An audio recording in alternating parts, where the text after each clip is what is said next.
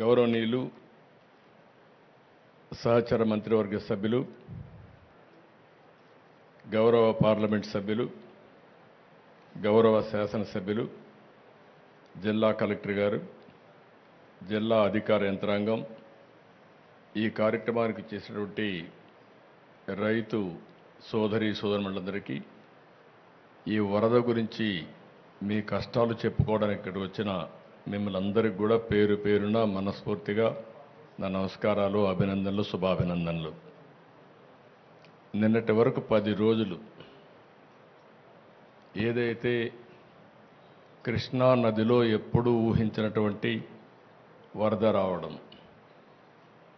అదే సమయంలో బుడమేరులో గడచిన ప్రభుత్వం చేసిన తప్పిదాల వల్ల విజయవాడ అతలాకుతలమయ్యే పరిస్థితి వచ్చింది. 11,90,000 క్యూసెక్స్ నీళ్ళని ప్రకాశం బ్యారేజీ నుంచి డిశ్చార్జ్ చేయడానికి డిజైన్ చేశారు. ఇది ఇప్పుడు చేసిన ప్రాజెక్టు కాదు. 1854లో చేస్తే 1894 వరకు బ్రిటిష్ వాళ్ళు కట్టినట్టుంటాయి ఆ ఆనకట్నే అక్వడెట్నే ఉపయోగించుకున్నాం. అది బాగా రిపేర్కి వస్తే ప్రకాశం పంతులు గారి ఆధ్వర్యంలో ఆ రోజు బ్యారేజీ కట్టడం జరిగింది. దానికి కూడా దగ్గర 70 సంవత్సరాలు పైబడింది. అయితే ఇక్కడ మనం గుర్తుపెట్టుకోవాల్సింది, ఈ బ్యారేజ్ వచ్చిన తర్వాత పైన చాలా ప్రాజెక్టులు వచ్చాయి. నాగార్ సాగర్ వచ్చింది, శ్రీశైలం వచ్చింది, ఇటీవల పులిచింతలు వచ్చింది, పైన జూరాలు వచ్చింది, ఆల్మట్టి వచ్చింది, ఇంకో పక్కన తుంగభద్ర వచ్చింది, అన్నీ వచ్చాయి. కానీ ఇన్ని ప్రాజెక్టులు వచ్చిన తర్వాత కూడా ఇంత పెద్ద ఎత్తున నీళ్లు వచ్చాయంటే ఈరోజు వాతావరణంలో వచ్చిన మార్పులే దీనికి కారణం. ఒక్క కృష్ణా జిల్లాలో దగ్గర 2 రోజుల్లో కోడూరు అనే మండలంలో 50 సెంటీమీటర్లు వర్షపాతం పడింది. అంటే సంవత్సరంలో ఎంత వర్షం పడుతుందో అంత వర్షం 2 రోజుల్లో పడింది. ఆ నీళ్ళని కిందికి పోవాల్సిన అవసరం ఉంది. అదే సమయంలో గడిచిన ప్రభుత్వం చేసిన తప్పిదాల వల్ల చాలా దుర్మార్గంగా ప్రవర్తించారు. బుడమేరుకు గండ్లు పడితే ఆ గండ్లు కూడా పోడ్చలేని పరిస్థితి. ఆ రోజు తెలుగుదేశం ప్రభుత్వం దగ్గర 57 కోట్ల రూపాయలు శాంక్షన్ చేసి ఆధునీకరణ కింద బుడమేరులో పనులు చేయాలని ఆ రోజు శాంక్షన్ చేస్తే రాజకీయ కారణాలతో దాన్ని క్యాన్సిల్ చేసే పరిస్థితికి వచ్చారు. అది క్యాన్సిల్ చేసి కనీసం వీళ్ళ తెలివితేటలుంటే వాళ్ళు సొంతంగానే పనిచేయాలి. ఆ పని కూడా చేయలేదు. దీనికి అదనంగా బుడమేరు మొత్తం ఆక్రమణకు గురి చేశారు. ఎవడికి దొరికింది వాడు అమ్ముకునే పరిస్థితికి వచ్చారు. తప్పుడు రిజిస్ట్రేషన్లు చేశారు, బిల్డింగ్లు కట్టారు. ఎక్కడికక్కడ నీళ్లు పోవలసిన బుడమేరుని ఇష్టానుసారంగా అక్రమ కట్టడాలకు నాంది పలికే పరిస్థితి వచ్చారు. ఒక పక్క ప్రకృతి ఓసారి మన పట్ల చిన్న చూపు చూసినప్పుడు ఇలాంటి వరదలు వస్తూ ఉంటాయి. అదే సమయంలో మనం కూడా కొన్ని వాతావరణంలో పెనుమార్పులు వచ్చే విధంగా మనం కూడా చేశాం. కాబట్టి ఇప్పుడు చూస్తామంటే ఎక్కడ చూసినా క్లౌడ్ బరస్టింగ్, అంటే ఆకాశంలో ఉండే మేఘాలు ఒకేసారి వర్షంగా మారిపోయి ఒకే ప్రాంతంలో కుంభవృష్టి వర్షం వచ్చే పరిస్థితి వస్తూ ఉంది. ఇవన్నీ వచ్చి మళ్ళా మనుషులు చేసే తప్పులు ఇప్పుడు ఇక్కడ చూసాం. ఎక్కడ చూసినా ఒక డ్రైన్ కూడా తవ్విన పాపాన పోలేదు, ఒక కాలువ తవ్విన పాపాన పోలేదు. ఇంకొక పక్క ఎక్కడ చూసినా తప్పుడు బిల్లులు వేసుకొని తినేసే పరిస్థితికి వచ్చారు. అన్ని పాపాలు, వీళ్ళు చేసిన పాపాలు మన పట్ల శాపాలుగా మారాయి.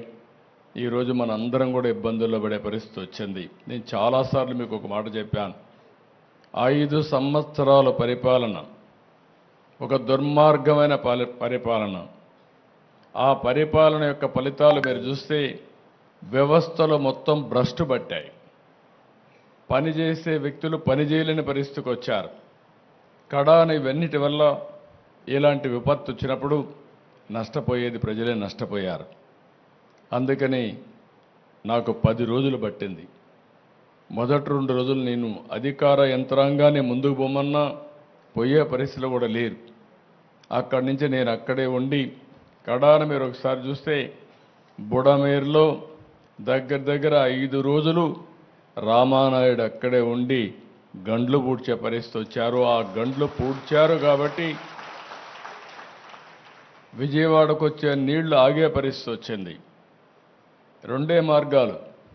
ఒకటి సిటీలో ఉండే నీరు బయట పంపించాలి, పైన వచ్చే నీరు ఆపాలి. పైన నీరు ఆపాలంటే గండ్లన్నీ పూడ్చాలి. గండ్లు పూడ్చాలంటే వాతావరణం సహకరించలేదు, వర్షాలు పడ్డాయి. ఆ గట్టంతా కూడా ఎక్కడికక్కడ దిగబడే పరిస్థితి ఉంది. దాంట్లో మళ్ళా ఒక లారీయో ఒక ట్రాక్టరో తీసుకపోతే లేకపోతే ఒక ప్రొక్లైన్ తీసుకపోతే అది కూడా కూరకపోయే పరిస్థితి వచ్చింది. అయినా ఎక్కడికక్కడ మళ్ళీ దాన్ని లాక్కుంటూ మళ్ళీ పెద్ద బోల్డర్లు తీసుకొచ్చి ఓసారి ప్రవాహానికి అడ్డుగా కట్టాలంటే మట్టేస్తే కొట్టుకొని పోతుంది, ఇసుకేస్తే కొట్టుకొని పోతుంది. అలాంటప్పుడు దగ్గర 100 టన్నులు ఒక రాళ్ళు తీసుకొచ్చి పెద్ద బోల్డర్స్ తీసుకొచ్చి అక్కడ వేస్తే దానిపైన మళ్ళా మట్టేసి కన్సాలిడేట్ చేసి ఒక విధంగా చెప్పాలంటే ఒక యుద్ధమే చేశాం అక్కడ. కడాన ఆర్మీ వాళ్ళు చెప్పారు మా వల్ల కూడా కావలేదు, మేము చాలా టెక్నాలజీ చూసాం కానీ ఇలాంటి టెక్నాలజీ మా దగ్గర లేదని వాళ్ళ చేతులెత్తేస్తే కాదని మన వాళ్ళు నిరూపించారు. దానికి మనస్ఫూర్తిగా ఇరిగేషన్ డిపార్ట్మెంట్ని రామానాయుడు కూడా అభినందిస్తున్నా. అది జరిగిన తర్వాత మీరు చూస్తే ఏమాత్రం సిగ్గుపడకుండా ఒక రాజకీయ పార్టీ ఇంకా కూడా మాట్లాడే పరిస్థితికి వచ్చారు. ఇంకో పక్కన మీరు చూశారు ఒక్కొక్క బోటు 50 టన్నుల వెయిట్ ఉండే బోట్ని, అది కూడా ఏదైతే ఎవరైనా బోట్ ఉంటే ఆ బోట్ని జాగ్రత్తగా పెట్టుకుంటాం. అలాంటిది 3 బోట్లు ఒకటిగా కట్టి 11,40,000 క్యూసెక్స్ ఆఫ్ వాటర్ నదిలో వస్తూ ఉంటే అప్పుడు ఈ వదిలిపెట్టారు. ఇప్పుడు మాట్లాడుతున్నారు ఎట్టొచ్చాయో తెలియదని. ఈ 4 వచ్చి కౌంటర్ వెయిట్ అని కాలంకు మధ్య సపోర్టింగ్ కడతాం. అది కూడా 15 టన్నుల వెయిట్ ఉండే కౌంటర్ వెయిట్ నుంచి గుద్దాయి. ఆ హైట్కి వచ్చి గుద్దితే ఆ కౌంటర్ వెయిట్ 2గా విరిగిపోయే పరిస్థితికి వచ్చాయి 3 కాలమ్స్లో. అంటే మీరు ఊహించుకోవాలి, అదే కానీ కాలమ్ను కానీ గుద్దుంటే ఈరోజు ప్రకాశం బ్యారేజీ మనం చూసేవాళ్ళం కాదు. అది కొట్టుకొని పోతే లంక గ్రామాలు ఏమవుతాయి, ఈ ప్రాంతం అంతా ఏమవుతుంది? కనీసం అలాంటి బాధ్యత లేకుండా చేసి ఆ రోజు ఇదే చేశారు. బాబాయిని చంపేసి గుండెపోటుగా చిత్రీకరించిన వాళ్ళు ఇప్పుడు బోట్లు వదిలిపెట్టి మాకు తెలియదనే పరిస్థితికి వచ్చారు. కనీసం ఓనర్స్ అనేవాళ్ళు ఆ బోట్లు క్లెయిమ్ చేయలేదు, వచ్చి కొట్టాయి. 3 రోజులు మనం మన పనుల్లో ఉన్నాం. చూస్తే దానికి వైఎస్ఆర్ కాంగ్రెస్ పార్టీ కలర్స్ ఉన్నాయి. అయితే ఒక్కడు కూడా మాట్లాడకపోతే ఆ నెంబర్లు తీసుకొని వెరిఫై చేస్తే వీళ్ళంతా కూడా వైఎస్ఆర్ కాంగ్రెస్ పార్టీ ఫాలోయర్స్. అదే మరిగా ఇదే బోట్లు ఈ దొంగ ఇసుక వ్యాపారాన్ని చేయడానికి వినియోగించిన బోట్లు ఇవన్నీ. అంటే మనం గుర్తుపెట్టుకోవాలి, నేరాలు ఘోరాలు చేసే దుర్మార్గులు ప్రజా జీవితంలో ఉండి ప్రజల జీవితాలను అతలాకుతలం చేసే పరిస్థితికి వస్తున్నారు. నేను ఒక పక్క వరదలు వచ్చాయి, వరదల్ని ఏ విధంగా ఆదుకోవాలి, అక్కడికి పోతే భయంకరమైన పరిస్థితులు. 1 రోజు కాదు, 2 రోజులు కాదు, 3 రోజులు కాదు, వరద తగ్గడం లేదు. ఏం చేయాలో తెలియని పరిస్థితి. కనీసం మంచినీళ్ళు ఇవ్వలేకపోతున్నాం, తిండి అందించలేకపోతున్నాం. బోట్లు పంపిస్తే ఎన్డీఆర్ఎఫ్ లాంటి సంస్థ ముందుకు సాగలేక ఆ వెలాసిటీ ఆ ఫోర్స్ వల్ల వెనక్కొచ్చే పరిస్థితి వస్తామని మేము కూడా కొట్టుకొని పోతామని హెలికాప్టర్లు పెట్టాం. హెలికాప్టర్లో ఫుడ్ తీసుకుపోయిస్తే కొంత వేస్ట్ అవుతా ఉంది, కొంతవరకే చేరుతా ఉంది. డ్రోన్స్ పెట్టాం, ఎందుకంటే వీళ్ళంతా ఫుడ్ తీసుకపోతే వీళ్ళు కూడా దిగలేక కొట్టుకొని పోతామని భయంతో ఇసిరేయడం మొదలుపెట్టారు. దానివల్ల కూడా ఇబ్బందులు వచ్చాయి. అప్పుడు డ్రోన్లు పెట్టి ఇక్కడి నుంచి నేరుగా బిల్డింగ్ పైకి పంపించే పరిస్థితికి వచ్చాం. ఇన్ని అవస్థలు పడితే ఏదైతే వైఎస్ఆర్ కాంగ్రెస్ పార్టీ ఒక పేపర్ పెట్టుకొని విషం జిమ్ముతున్నారు అంటే ఓడిపోయారు కాబట్టి, ప్రజలు ఓడిచ్చారు కాబట్టి ఈ ప్రజలపైన ద్వేషం పెంచుకొని ఏదో ఒక విధంగా నష్టం చేయాలని ఆలోచించే పార్టీల నియమనాలు నాకైతే అర్థం కావడం లేదు. ఇలాంటి పార్టీలు ఈ రాష్ట్రంలో ఉండడమే మన దురదృష్టం అని చెప్పి కూడా నేను మీకు తెలియజేస్తున్నాను. భారతదేశ చరిత్రలో ఎక్కడా ఇలాంటి పార్టీ ఉండదు. నేరస్తులు రాజకీయాల్లోకి వస్తే, నేరస్తులు రాజకీయ ముసుగులో ఇలాంటి నేరాలు ఘోరాలు చేసి ప్రజా జీవితాన్ని అతలాకుతలం చేసినప్పుడు ప్రజలందరూ అర్థం చేసుకోవాల్సిన అవసరం ఉంది. అదే కానీ నేరస్తులు రాజకీయ ముసుగు లేకపోతే నాకు 2 నిమిషాలు పట్టకొచ్చి తాట తీసి ఎక్కడ పెట్టాలనో అక్కడ పెట్టేవాడిని అని చెప్పి కూడా నేను మీకు తెలియజేస్తున్నా. నేను చాలా సంక్షోభాలు చూశాను. నాకు ఇవన్నీ ఒక లెక్క కాదు. నా పీరియడ్లో ఎవడో రౌడీ అనేవాడు ఎవడో రోడ్డు మీదకి వచ్చేవాడు కాదు. ఒకే మాట చెప్పాను, ఎవరైనా రౌడీ అనేవాడు రోడ్డు మీదకి వచ్చేదానికి వీలు లేదు, ఈ రాష్ట్రంలో ఉండడానికి వీలు లేదని చెప్పి నిర్మోహమాటంగా యాక్ట్ చేసి రౌడీయిజాన్ని, అంత మునుపంత గల్లీకి ఒక లీడర్ ఉండేవాడు, అటు తెలంగాణలో కానీ ఇటు ఆంధ్రప్రదేశ్లో కానీ ఆ 9 సంవత్సరాలు రౌడీలు లేకుండా చేశాను. రాయలసీమ మొత్తం ముఠాలు, ఒకరినొకరు కొట్టుకోరు చనిపోయేవాళ్ళు, కక్షలు పెంచుకునేవాళ్ళు, తరతరాలుగా ఆ కక్షలు కొనసాగేటివి. ఒకే మాట చెప్పాను, మా పార్టీ మీ పార్టీ అని లేదు, ఎవరైనా ఒకటే, ముఠానాయకుడిగానే చూస్తానని ముఠాలు అణిచివేశాను. ఈరోజు రాయలసీమలో ముఠాలు లేవు. కమ్యూనల్ వైలెన్స్, మత విద్వేషాలు రెచ్చగొట్టే ఎవరైనా సరే వాళ్ళ మీద ఒక మాటలో చెప్పాలంటే కఠినంగా వ్యవహరిస్తానని వ్యవహరించా. కడాన తీవ్రవాదుల సమస్య కూడా నేను ఆ రోజు చెప్పాను. ఇది రాజకీయ, ఆర్థిక, సామాజిక సమస్య. ఇక్కడ ఈ రాష్ట్రంలో అభివృద్ధి కావాలంటే, ఇలాంటి సమస్య ఉండడానికి వీల్లేదంటే కడాన నా మీద కక్ష కట్టి మీకు అందరికీ తెలుసు, తిరుపతి వెంకటేశ్వర స్వామి బ్రహ్మోత్సవాల సమయంలో బాంబులతో నాపైన దాడి చేసిన, ప్రజలకు న్యాయం జరగాలి, మీకు లా అండ్ ఆర్డర్ ఉండాలి, శాంతి భద్రతలు ఉండాలనే ఉద్దేశంతో నా ప్రాణాన్ని కూడా లెక్క పెట్టుకోకుండా ముందుకు పోయిన విషయం మీరందరూ గుర్తుపెట్టుకోవాల్సిన అవసరం ఉంది. ఇప్పుడు నాకు ఒక పెను సవాలుగా తయారైంది. మాట్లాడితే రాజకీయాలు మాట్లాడతారు. ఒక రాజకీయ పార్టీ ఆఫీసు పైన దాడి చేస్తారు. దాడి చేస్తే వాళ్ళని అరెస్ట్ చేస్తే దానిపైన కూడా నిరసన తెలియజేస్తారు. అంటే రాజకీయ పార్టీ అనేది ప్రజలకు ఒక దేవాలయంగా పనిచేసే పార్టీ ఆఫీసులు ఇవి. ఒక చిన్న party office, communist party office ఉన్నా ఎక్కడా ఎవరు దాడి చేయలేదు. నా జీవితంలో నేను చాలాసార్లు చూశాను.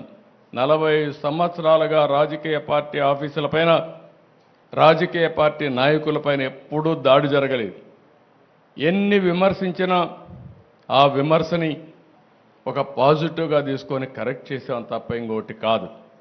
అలాంటి దురదృష్టకరమైన పార్టీ ఓసారి నాకే అనిపిస్తుంది, నేను ఎన్నో రాజకీయాలు చేశా, ఎంతమందితో చేశా, కానీ ఒక నేరస్తుడితో రాజకీయాలు చేయడం అనేది నాకే నామోషి అనిపిస్తుంది. కానీ మీ ప్రజాహితం కోసం నాకు తప్పడం లేదు ఈ యుద్ధం. ఆ విషయం కూడా మీరు గుర్తుపెట్టుకోవాల్సిన అవసరం ఉంది. నిన్న మొన్నని మీరు చూశారు, నేను ఒక పక్క బురదలో దిగి, నేను దిగకపోతే మా ఆఫీసర్లు దిగరు, ఎవరు బురదలో దిగకపోతే సమస్య పరిష్కారం కాదు. కాబట్టి నేను బురదలో దిగాను. దిగడం కాదు, ప్రతిరోజు దిగాను. నేను దిగాను కాబట్టి మా ఐఏఎస్ ఆఫీసర్లు అందరూ బురదలో దిగారు. నేను ప్రొక్లైన్ ఎక్కాను, ట్రాక్టర్ ఎక్కాను, నడిచి తిరిగాను. దాంతో మా వాళ్ళు కూడా అక్కడుండి ఎక్కడికక్కడ ముందుకెళ్ళారు. మా కలెక్టర్లు కానీ మా ఆఫీసర్లు కానీ మొట్టమొదటిసారి నేను చూసా. ప్రజలందరూ కూడా శభాష్ అనే విధంగా ఈరోజు అడ్మినిస్ట్రేషన్ ఇవ్వగలిగారు. ఇదొక పెను మార్పు. మొన్నటి వరకు యథా రాజా తదా ప్రజ. వరదలు వస్తే 5 ఏళ్లలో ఎప్పుడన్నా మిమ్మల్ని చూశారా అని నేను మిమ్మల్ని అడుగుతున్నా. ఎప్పుడన్నా వచ్చారా అని అడుగుతున్న ప్రజలు, ఇది పాలకులు. ఎప్పుడూ వచ్చిన వాళ్ళు కాదు. మేము వచ్చి విమర్శించినా పట్టించుకునే వాళ్ళు కాదు. కడాన నా దెబ్బకు ఎప్పుడు కూడా పరదాలు కట్టుకొని తిరిగిన వ్యక్తి బురదలోకి వచ్చే పరిస్థితికి వచ్చాడు. కనీసం ఆపరణ చేశాడు. ఒకరోజు తిరిగాడు, మళ్ళా పారిపోయాడు. అంటే వీళ్ళు రాజకీయాలు మాట్లాడుతున్నారు. ప్రజాసేవ కోసం వచ్చిన వ్యక్తులు ఏ వ్యక్తి అయినా సరే ఒక పద్ధతి ఉంటుంది, ఒక ప్రొసీజర్ ఉంటుంది.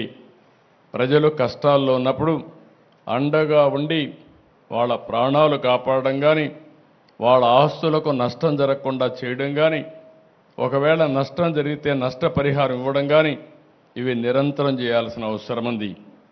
నేను తిత్లీ తుఫాన్ వచ్చింది, ఎకరా వరి పంటకు 20,000 ఇచ్చాను. వీళ్ళు పాలనకు వచ్చిన తర్వాత ఖర్చులు పెరిగాయి తప్ప ఖర్చులు తగ్గలేదు. అలాంటిది ఎకరాకు ఇచ్చే డబ్బులు 16,000 చేసే పరిస్థితికి వచ్చారు.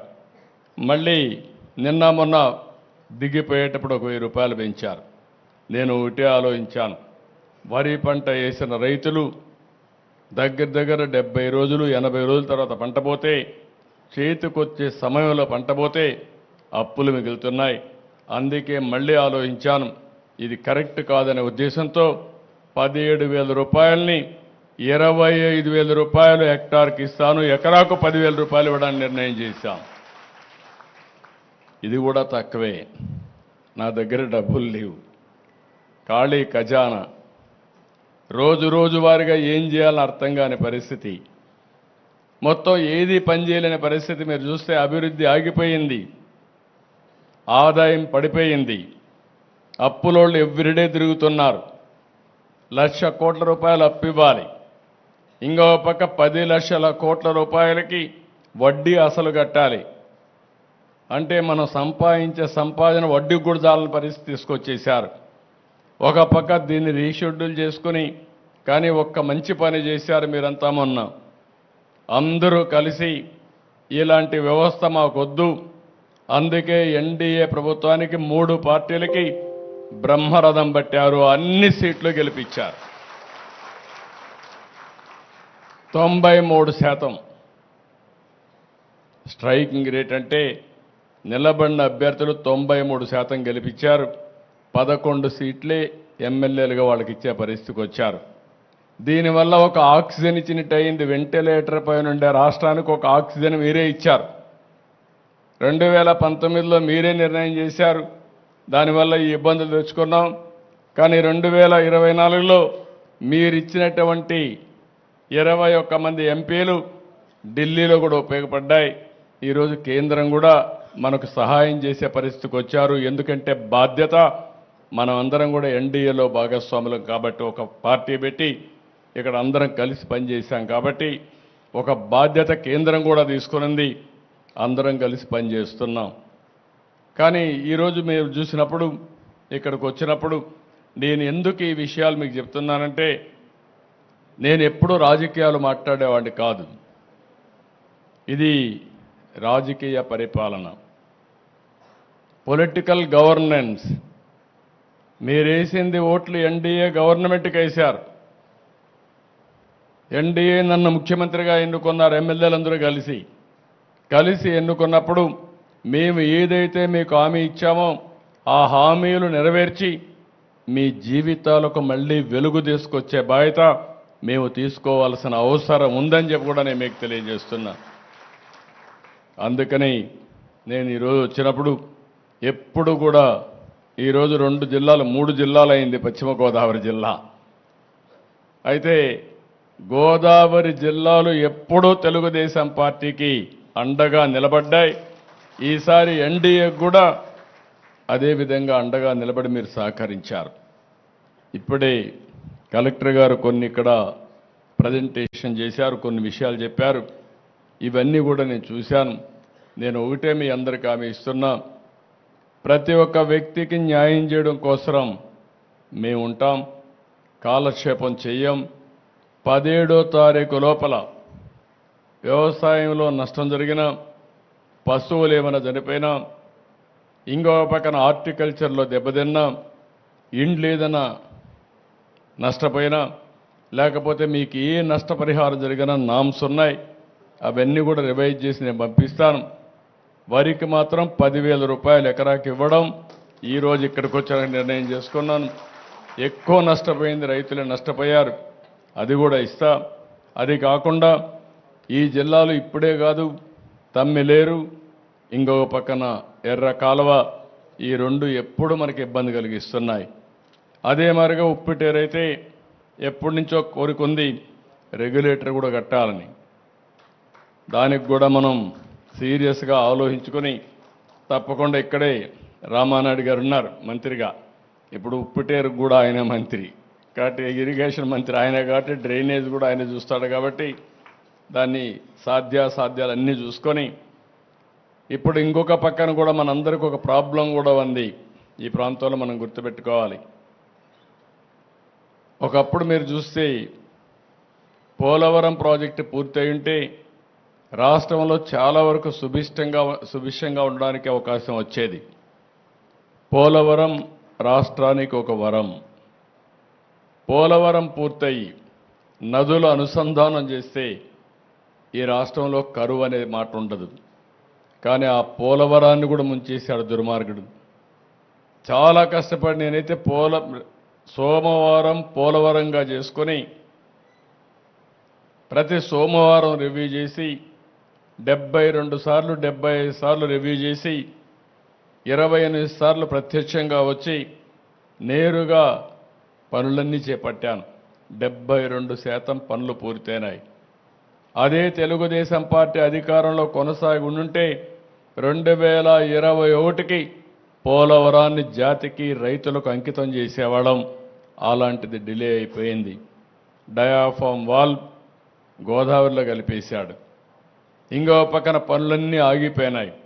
ఏదేమైనా పోలవరాన్ని పూర్తి చేసే బాధ్యత నేను ముఖ్యమంత్రి అవుతానని ఢిల్లీకి వెళ్ళి ఢిల్లీ పెద్దల్ని మెప్పించి 12,000 కోట్ల రూపాయలు శాంక్షన్ చేయించి ఇప్పుడు మొన్నే మీరు చూస్తే బడ్జెట్లో కూడా పెట్టి క్యాబినెట్లో కూడా పెట్టి డబ్బులు ఇచ్చారు. తొందరలోనే పోలవరం పనులు మళ్ళీ ట్రాక్లో పెడతాం, పూర్తి అవుతుంది. దీనివల్ల చింతలపూడి ఇలాంటి లిఫ్ట్ ఇరిగేషన్ని పూర్తి చేసి ఈ 2 జిల్లాల్లో ప్రతి ఒక్క ఎకరాకు నీళ్లు ఇచ్చే అవకాశం వస్తుంది.